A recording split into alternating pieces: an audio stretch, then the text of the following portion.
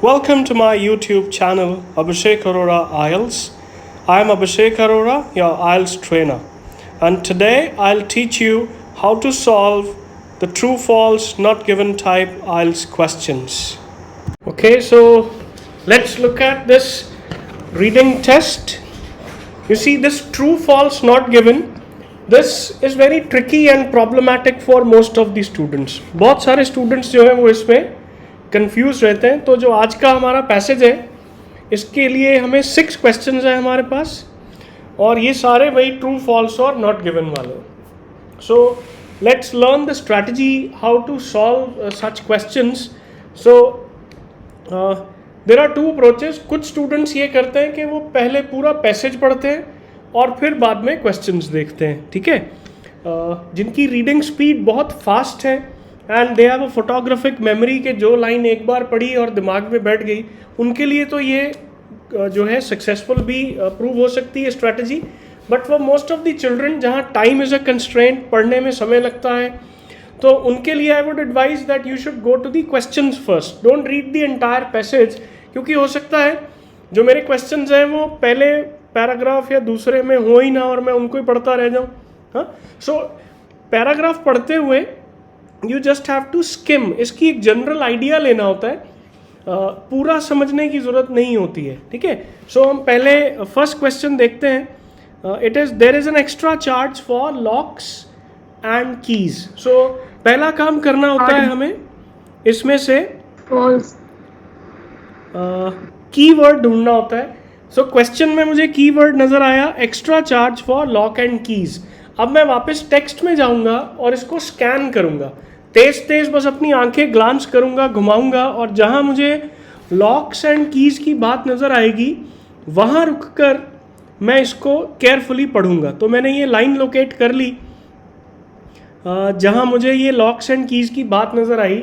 अब मैं इसको क्वेश्चन में जो टेक्स्ट है इसके साथ कंपेयर करता हूँ. क्वेश्चन कह रहा है there is an extra charge for locks and keys. Locks and keys के लिए एक्स्ट्रा चार्ज पे करना पड़ेगा. और टेक्स्ट में क्या स्टेटमेंट है? Locks and keys are provided to all of our customers and included in the price. So नीचे क्वेश्चन पूछ रहा है कि एक्स्ट्रा पैसे देने पड़ेंगे, ऊपर टेक्स्ट में लिखा हुआ है कि इसका पैसा ऑलरेडी इंक्लूडेड है. मतलब कॉन्ट्राडिक्टरी इंफॉर्मेशन दी हुई है. यस, कॉन्ट्राडिक्टरी इंफॉर्मेशन दी हुई है, इसलिए ये होगा फॉल्स. फाइन. तो अभी हमने देखिए पैसेज पूरा पढ़ा ही नहीं, सिर्फ कीवर्ड ढूंढा और सीधा वहीं गए जहां पे ये कीवर्ड से रिलेटेड टेक्स्ट था. ठीक है, now let's look at the second one. It is possible to arrange to share a storage unit with someone else. So keyword ढूंढते हैं. कीवर्ड क्या है? First we have to find the keyword. Sir उसकी next line में ही है, you can hear the unit. बेटा let's move step by step चलेंगे. पहला स्टेप है क्वेश्चन में कीवर्ड अंडरलाइन करना. Share a storage unit with someone else. It is possible to arrange share a storage unit. अब हम ये शेयरिंग वाली बात ढूंढते हैं. You can hire the unit, उससे आगे पढ़ना शुरू करते हैं. Now you see 90% of the cases में आंसर्स सीक्वेंशली एक दूसरे के बाद आते हैं. तो अब मुझे वापस पहली लाइन से पढ़ने की ज़रूरत नहीं है. जहां मुझे पहला मिल गया था सेकंड उसके बाद होना चाहिए. So let's read after this. You can hire the unit with the storage capacity you need for the period of time. Can deliver and collect items. Fine. तो इसके बारे में do you find any information about it? No, there is no information about it. Okay? Sir, not given. Yes, not given. अगर इसके contrary कोई information दी होती, fine, तो मैं इसको false लिखता, पर इसके बारे में ऊपर बात ही नहीं की गई है. Right. Now look at the next one, next question. Third. Yes?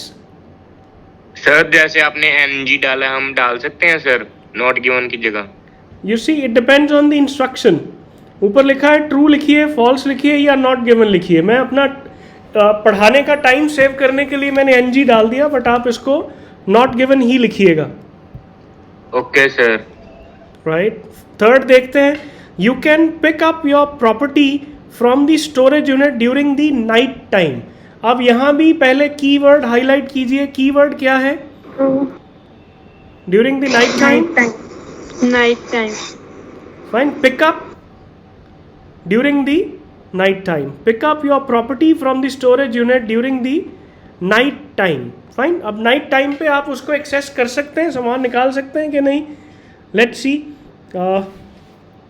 24 hours. With 24-hour access, customers can deliver and collect.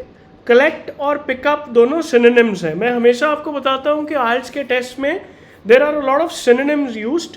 So you can pick up और collect is one and same thing. नीचे लिखा है during night time, ऊपर night तो नहीं लिखा है पर लिखा है 24-hour access. मतलब आप किसी भी टाइम आकर इसको निकाल सकते हैं. So what should be the answer? True. ठीक है, good. ठीक है जी. अब फोर्थ देखते हैं. You can drive your vehicle right next to the storage unit. So step 1, highlight and underline the keywords. Wait, let's move step by step. पहले हम highlight कर लें. आप पेंसिल से अंडरलाइन कर सकते हैं पेपर में जब आपके पास क्वेश्चन पेपर होगा. So you can drive your vehicle right next to your storage unit. आप अपनी गाड़ी बिल्कुल उसके साथ सामने लेके जा सकते हैं. Let's see. इसके आगे पढ़ेंगे जहाँ हमें थर्ड मिला था, फोर्थ इसके आगे मिलना चाहिए. So it is here.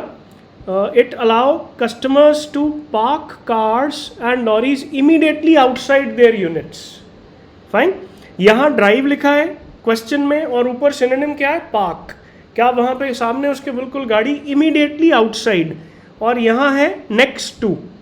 Fine. So next to और immediately outside is again a synonym, right? So what's your answer? True. Yes. Sir वो थर्ड का बता दो. ट्रू क्यों लिखा? थर्ड ट्रू क्यों लिखा? पिकअप और यहाँ लिखा था collect. Pickup and collect is one and the same thing. Question में नाइट टाइम था और ऊपर लिखा है 24 आवर. 24 आवर मतलब डे नाइट कभी भी आ सकते हैं. ठीक है. So I told you answers are hidden. थोड़ी सी मिट्टी हटा के आंसर दिखता है. Directly same to same word या लैंग्वेज ऊपर नहीं दी होती, right? Okay. Okay sir. Now look at question number 5. Students' possessions can only be stored during vacation periods. Again, understand the question, highlight the keywords. It is students' possessions can only be stored कब? During vacation. सिर्फ vacation में ही store कर सकते हैं. अब student storage पे मेरे पास पहले से ही अलग से पैराग्राफ है, बाकी का मुझे पढ़ना ही नहीं है, इसी से आके पढ़ूंगा मैं. यू मे बी ट्रैवलिंग और going home to see family and friends in the vacation. Okay, vacation की बात है. और need to find a place to stay. Fine. So that means not only vacation, need to find a place to stay. So ये सिर्फ vacation period के लिए नहीं है. क्वेश्चन ये कह रहा है कि स्टूडेंट्स पोजेशन सिर्फ वेकेशन पीरियड में ही स्टोर की जा सकती हैं. फाइन. पर ऊपर टेक्स्ट में लिखा है जब आप वेकेशन में जा रहे हैं तब भी, और इसके इमीडिएटली बाद ही लिखा है और need time to find a place to stay. जब तक आप अपने रहने की जगह ढूंढ रहे हैं यहाँ आके तब भी यूज़ कर सकते हैं. मतलब कॉन्ट्राडिक्टरी इन्फॉर्मेशन है. ठीक है. ये कह रहा है सिर्फ छुट्टियों में, और टेक्स्ट में है कि छुट्टियों में भी और इसके अलावा भी जब आप अपने रहने की जगह ढूंढ रहे हैं तब भी आप इसको यूज़ कर सकते हैं. So it becomes false, right? ठीक है जी. लास्ट देखते हैं. The storage company will collect and deliver. So पहले क्वेश्चन को हाईलाइट कीवर्ड्स करते हैं और फिर वही कीवर्ड्स हम जो है टेक्स्ट में ढूंढेंगे. The storage company will collect and deliver students property. Collect भी करेगी और डिलीवर भी करेगी. सर वो लास्ट लाइन स्टूडेंट स्टोरेज की, you are responsible for organising transport but we can also recommend local van and driver hire company. Yes.